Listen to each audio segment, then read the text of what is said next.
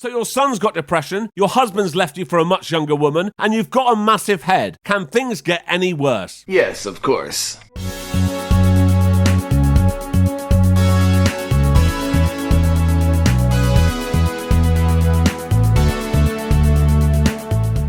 I'm Jay Harangue and I talk about soft porn and stalker films. You should subscribe. So we start at this funeral and this is Vanessa. It's a boy who's died and she's kissed the photo of him, but it doesn't look like she's welcome at this funeral. Look at this guy. The boy's mum sees Vanessa and she's like, "Get out of my funeral." And this big guy escorts her out. Then we see Vanessa with this social worker who explains what's happened to the audience. The police say they don't have the evidence to connect you. Vanessa is an orphan and she's been moved on again. Isn't that terrible? Some rich guy to stick his hands down my pants. Well, we're running out of places to put you.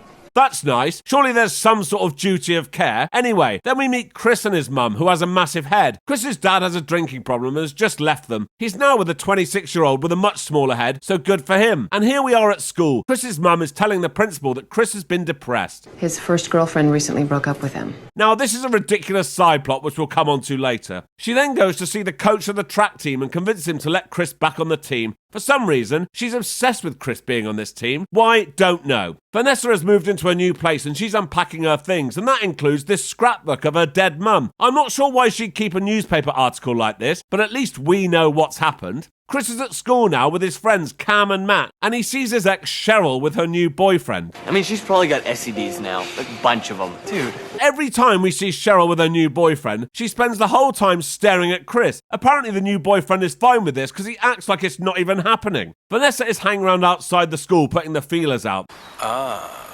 This is Jake. He's always got a cigarette behind his ear because he's cool. He tries to crack onto her, but she's not interested. She's interested in Chris. She asks him if he can show her around. He has track practice, but she uses her skills to get him to skip it and hang out with her. Boys will be boys.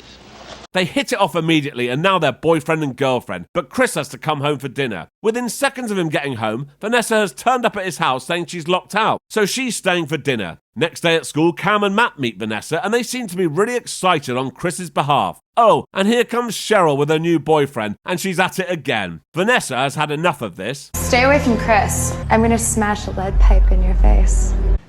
Okay. After school, Chris notices some scratches on Vanessa's arms and she's like, "Yeah, I did it playing tag with my brother." Yeah, right. Chris and Vanessa are back at Chris's house and they tell Chris's mum that Vanessa has to stay over because her foster parents locked her out. They only took me in so that the state would pay for their grocery bill. I guess I'll make up the spare room. Is this normal? Photos of the people who live in the house in the spare room? Vanessa's like, "No thanks, I don't want to look at your massive head while I'm trying to sleep," so she shoves the photo into the drawer. Next morning, Chris's mum sees that she's done this and gets in a mood. I think this is a few weeks later and Chris and Vanessa are back at his house in bed. Was I okay? I doubt it. Vanessa starts asking Chris if he's ever thought about what it would be like to die. Excuse me? He's like, "No, not really, but it did used to annoy me when my dad got drunk." Oh, I see. Things are getting worse now, and one night Chris's mum finds Chris talking to Vanessa at 3 a.m. She's like, "Chris, it's 3 a.m, you've got school tomorrow, and I've got a massive head." True. The next morning, Chris has left his phone at home, so his mum uses it to call Vanessa's house. She then meets up with Chris's dad and asks him to do some digging into Vanessa. Everything she's told Chris is a bunch of lies. This family met her 1 month ago. Vanessa has this new job at a dog grooming place, so this is where they hang around now. Vanessa asks Chris to come over and start drinking, but he's like, "I don't drink, you know about my dad." But then within seconds, she's convinced him to start and gives him this ring. It was my dad's. Chris gets home that night and he's hammered, and his mum's had enough. I don't want you seeing Vanessa anymore.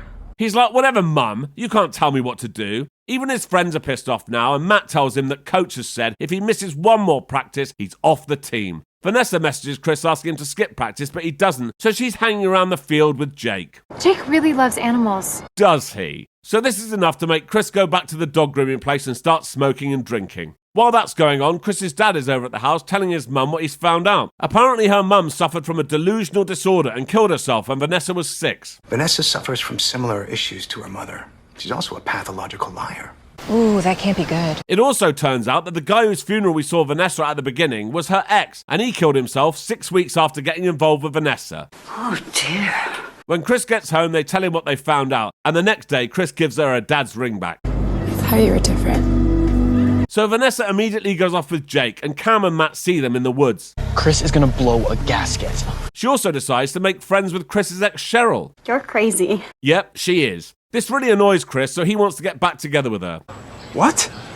She tells Chris that Jake has attacked her before drugging him with PCP. At home, the big head sees that Chris isn't in his room and finds evidence that he's back with Vanessa. She works out that he's at the dog groomers, so goes there to pick him up. Good job too, because when she gets there, Vanessa was just about to make him hang himself. The next day, Chris doesn't remember anything, but the police have turned up saying Vanessa has accused him of forcing himself on her. Oh my goodness.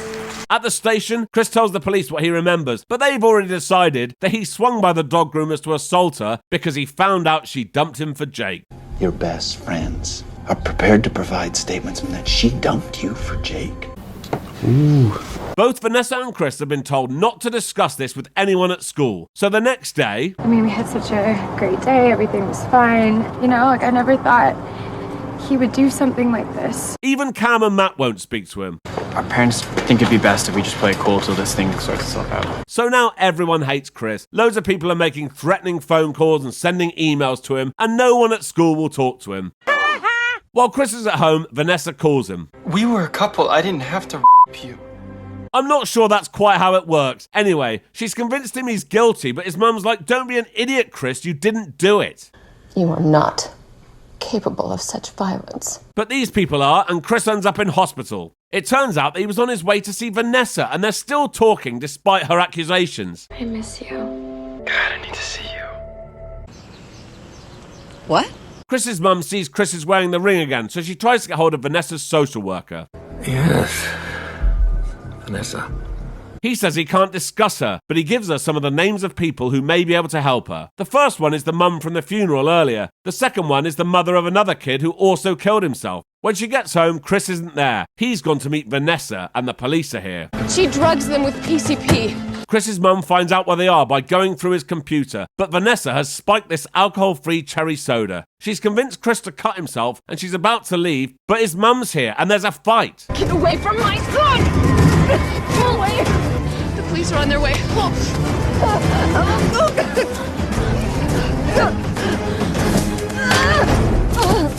You're ruining him! Get alone! Go away! No, Maddie, no! The police and ambulance arrive, Chris is revived, and Vanessa is arrested. 3 months later, everyone's happy again, apart from Vanessa, who's in a psychiatric hospital. Oh no! So until next time. Thank you for watching. If you enjoyed this, please like and subscribe, and check out this other video. Thank you.